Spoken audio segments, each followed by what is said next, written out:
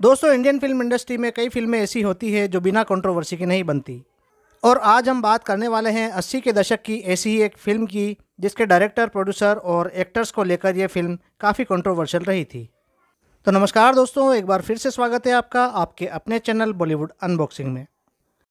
दोस्तों, वीडियो को पूरा देखने के साथ साथ हमारे चैनल बॉलीवुड अनबॉक्सिंग को सब्सक्राइब जरूर करें, क्योंकि हम फिल्मों से जुड़ी अंदर की बातें आपके लिए लाते रहते हैं। आज हम बात करने वाले हैं साल 1981 की 3 अप्रैल को रिलीज राजेश खन्ना हेमा मालिनी की फिल्म कुदरत के बारे में। फिल्म कुदरत रीइंकार्नेशन यानी कि पिछले जन्म की कहानी पर आधारित फिल्म थी। हालांकि राजेश खन्ना और हेमा मालिनी इससे पहले भी प्रेमी प्रेमिका की भूमिका ऐसी ही पिछली जन्म वाली कहानी वाली फिल्म महबूबा में निभा चुके थे, जो कि साल 1976 में आई थी। दोस्तों, इस फिल्म के प्रोड्यूसर थे BS खन्ना और डायरेक्टर थे नीचा नगर, फंटूश, हकीकत, आखिरी खत, हीर रांझा, हंसते जख्म, हिंदुस्तान की कसम, जाने मन और टैक्सी ड्राइवर जैसी फिल्में बनाने वाले चेतन आनंद। डायरेक्टर चेतन आनंद का अपना खुद का प्रोडक्शन हाउस था, जिसका नाम था नवकेतन फिल्म्स, जिसे उन्होंने अपने छोटे भाई सदाबहार नायक देवानंद के साथ मिलकर बनाया था। फिल्म कुदरत चेतन आनंद की एकमात्र ऐसी फिल्म है जिसे उन्होंने किसी और प्रोड्यूसर के साथ बनाया, जबकि वे सारी फिल्में अपने बैनर नवकेतन फिल्म्स के साथ ही बनाया करते थे। चेतन आनंद ने नवकेतन फिल्म्स की 25वीं सिल्वर जुबली वाले साल में फिल्म जाने मन को पूरा करने के बाद इस फिल्म कुदरत पर काम शुरू किया था। फिल्म कुदरत के निर्माता रहे BS खन्ना ने केवल 2 ही फिल्में बनाई थी। उनकी पहली फिल्म थी साल 1974 में आई फिल्म दूसरी सीता, जिसमें जया भादुड़ी ने लीड रोल प्ले किया था। फिल्म दूसरी सीता का निर्देशन गोगी आनंद ने किया था, जो कि फिल्म डार्लिंग डार्लिंग और डबल क्रॉस का भी डायरेक्शन कर चुके थे। दरअसल गोगी आनंद और चेतन आनंद दोनों कजिन थे, तो BS खन्ना ने अपनी अगली फिल्म चेतन आनंद के साथ बनाने का प्लान किया और साल 1977 में फिल्म कुदरत को लॉन्च किया गया। फिल्म कुदरत का स्क्रीन प्ले और इसकी कहानी लिखी थी खुद डायरेक्टर चेतन आनंद ने। फिल्म को पूरा शिमला में फिल्माया गया था और इसकी कमाल की सिनेमाटोग्राफी की थी जल मिस्त्री ने।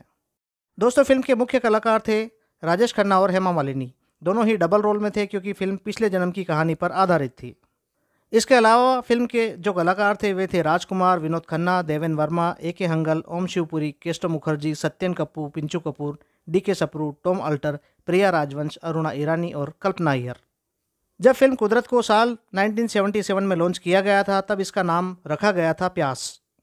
लेकिन फिल्म काफ़ी लेट होती रही और इस पर काम स्टार्ट हुआ साल 1979 में, और तब इसका टाइटल बदल कर रख दिया गया कुदरत।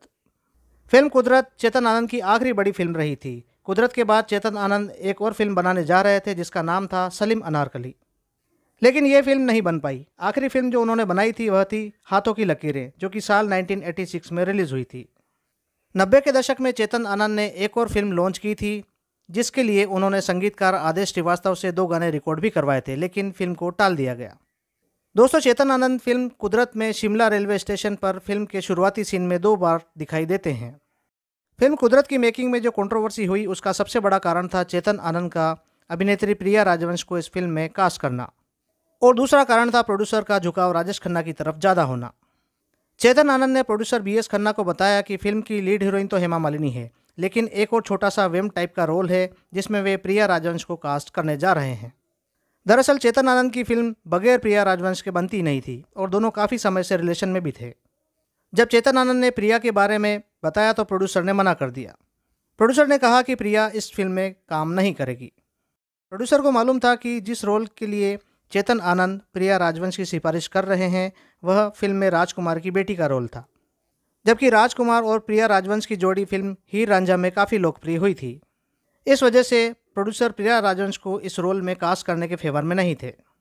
BS खन्ना इस किरदार के लिए किसी कम उम्र वाली अभिनेत्री को लेना चाहते थे, लेकिन चेतन आनंद ने आखिरकार प्रोड्यूसर को उस भूमिका में प्रिया राजवंश को कास्ट करने के लिए मना ही लिया। चेतन आनंद ने फिल्म में प्रिया को राजकुमार को हर सेंटेंस में पापा कहते हुए संबोधित करवाया था।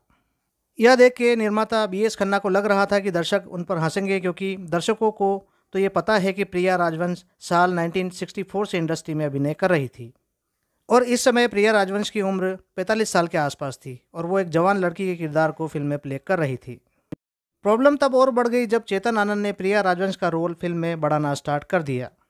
जब प्रोड्यूसर ने इस पर ऑब्जेक्शन किया तो चेतन आनंद का जवाब था कि वे अपनी अगली फिल्म सलीम अनारकली में प्रिया राजवंश को अनारकली के रोल के लिए कास्ट करना चाहते हैं, लेकिन उन्हें वितरकों को ये बताना है कि प्रिया राजवंश आज भी व्यावसायिक रूप से एक सक्सेसफुल एक्ट्रेस हैं और संवाद, अदायगी और एक्टिंग में उनके मुकाबले और कोई हीरोइन नहीं है।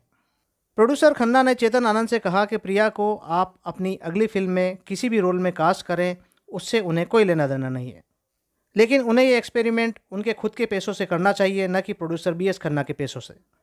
दोस्तों, प्रोड्यूसर और डायरेक्टर का ये विवाद यही नहीं थमा। प्रोड्यूसर ने यह आरोप लगाया कि चेतन आनंद एक बहुत ही एक्सपेंसिव डायरेक्टर हैं।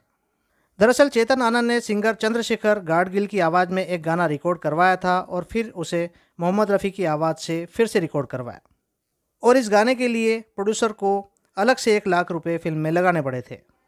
दोस्तों, फिल्म कुदरत साल 1980 के दिसंबर महीने में ही कंप्लीट हो गई थी, लेकिन लगातार फिल्म की डबिंग को लेकर काफ़ी समय बीतता गया। प्रिया राजवंश एक दिन में केवल 2 ही लाइनें डब किया करती थी, जिससे कि उनकी डबिंग करवाने में काफ़ी समय लग गया। जब आप फिल्म में प्रिया राजवंश को डायलॉग बोलते हुए देखेंगे तो आपको भी समझ में नहीं आएगा कि वो आखिर बोल क्या रही हैं। ये बड़ी अजीबोगरीब दरखास्त है, लेकिन कानून के खिलाफ नहीं। मुझे इनकी इस हरकत पर सख्त एतराज है।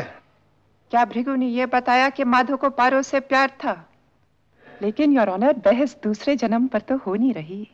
बहस तो इस बात पर है कि क्या ये मुकदमा पिछले जन्म की बिना पर चलेगा कि आज के कानून के मुताबिक। प्रिया राजवंश की डबिंग को लेकर यहाँ कंट्रोवर्सी चल ही रही थी कि इतने में चेतन आनंद ने ऐसा किया जिसकी कोई भी कल्पना नहीं कर सकता था। चेतन आनंद ने एक कॉन्ट्रैक्ट बनवाया और वे चाहते थे कि प्रोड्यूसर BS खन्ना उस पर साइन करें। कॉन्ट्रैक्ट की कुछ शर्तें थी और वे ये थी कि फिल्म का एडवर्टाइजमेंट चेतन आनंद की फिल्म के तौर पर किया जाए। चेतन आनंद का कहा ही अंतिम निर्णय माना जाएगा जब तक कि फिल्म सेंसर से पास होकर नहीं आ जाती।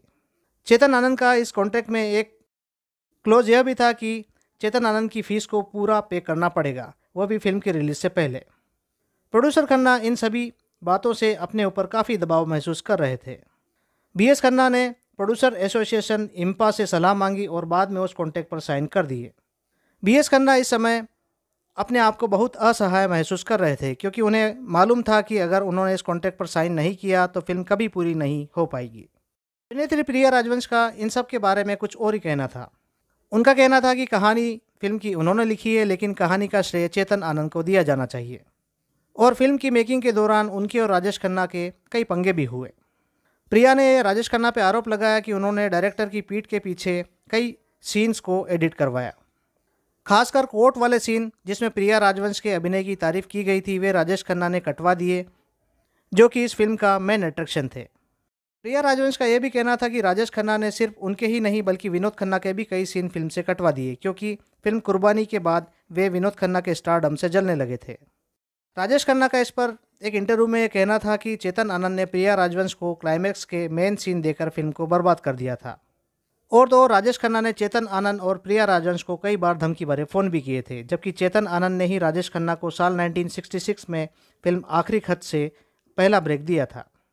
फिल्म कुदरत को लेकर 2 गुट बन चुके थे और दोनों ने एक दूसरे को अदालत तक घसीट दिया था। दोस्तों, आखिरकार इतनी कंट्रोवर्सी के बाद भी फिल्म पूरी हुई और रिलीज़ हुई।